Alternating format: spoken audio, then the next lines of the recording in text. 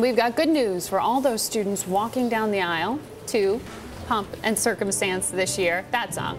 There you go. And that's leading us to our Bloomberg number, 19%. That's how much hiring is expected to increase for this year's graduating class of 2011. It's the best job market for new graduates since the recession. Joining us now to discuss this is the Executive Director of the National Association of Colleges and Employers, NACE. That's Marilyn Mackes. Marilyn, welcome to InBusiness. Thanks. You know, we spent a lot of time trying to forecast the job market. All these new entrants into it, they've got a pretty good chance of finding a full-time position. Absolutely. It's a great time of celebration for this year's class. You mentioned earlier that it's a big difference from what we saw 2 years ago. The class of 2009 saw a decrease of hiring of roughly 22%.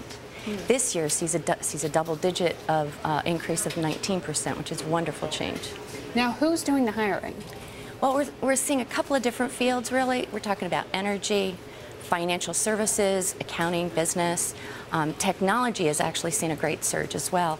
Interestingly, Silicon Valley is beginning to really see some growth in terms of looking for entry-level hires. Our schools out in the West Coast are really feeling the results of that. Out on the West Coast, you mentioned, obviously, their technology is the hub. In the Southwest, it's energy. Are those the bright spots, or here on Wall Street, are we also seeing a lot of hiring? Well, we're seeing widespread recovery for the employment market, and in fact, all of our geographic areas, the Northeast, Midwest, West especially, are all seeing tremendous growth, particularly the Northeast. And you know, Wall Street, financial services, is a big part of that. Southeast looks to be the one area of weakness. Why is that? Well, I think what we're seeing there is maybe some of the industries that are experiencing the most growth may not be located in that area. Right now, you know, we're still gathering a lot more data, so when we see the September report, we'll probably get a lot more information about what's happening there. What are they getting paid? Well, we're actually pleased to see it's early again because the stats for salaries tend to come in over the summer months. But so far, we're seeing roughly an average of about a 6% increase in salaries this year, which is pretty significant, especially after a couple of years where things were either flat or in some cases decreased. So 1.6 million students are expected to graduate. They've got a good shot at getting a position. And you have accounting having the most open positions right now. So if you're coming out with an accounting degree, you're very much in demand.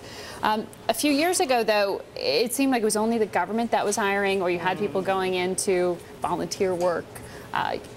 What's happening on that front? Are we seeing less jobs being offered there? Absolutely. The last 2 years especially federal government hiring has really seen a decrease. And it's very interesting because not that many years ago they were talking about all the early retirements or the retirements that were taking place in the public sector. And now what we're seeing is actually those agencies have sort of been strapped in terms of their recruiting. And the growth in the federal sector has really diminished tremendously.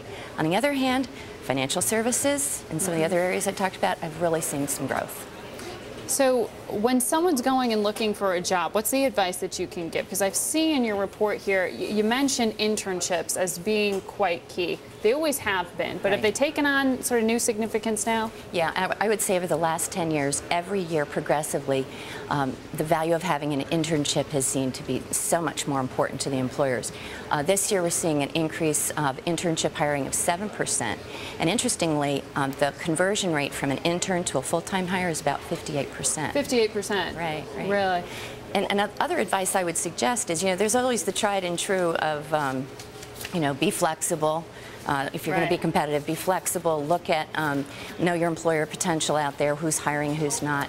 But I would also say in this environment, you really want to use that savviness that the new grads have with social media and take advantage of the networking, take advantage of the knowledge that you can have in terms of connecting with people through social media, and utilize your career services office who can help you learn how to do that. You still got to be out there pushing yourself. Absolutely. Job's Persistence not gonna come to you. Yeah, absolutely. All right. Thank you so much, Marilyn Mackes, for giving us that bright spot.